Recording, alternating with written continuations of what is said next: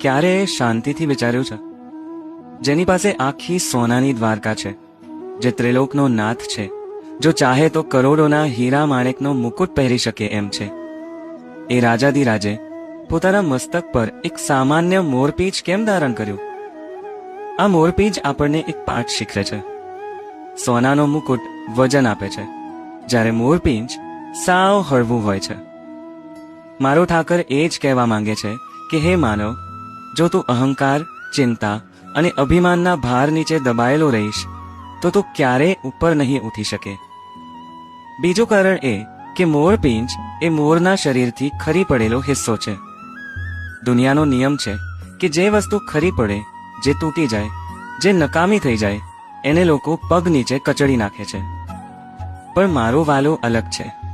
જે તૂટેલો છે, જે વિખરાયેલો છે, જેને દુનિયાએ ત્યજી દીધો છે, એને મારો નાથ પોતાના માથા પર સ્થાન આપે છે.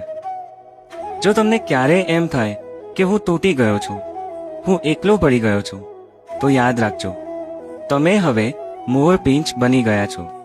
બસ શ્રદ્ધા રાખજો. હવે તમને કોઈ ઉચકે કે ન ઉચકે, મારો ઠાકર ઉચકીને તમને માથે બેસાડશે. બસ શરત એટલી કે મનથી હળવા રહેજો અને રંગોથી ભરેલા રહેજો. જય દ્વારકાધીશ. રાધે રાધે.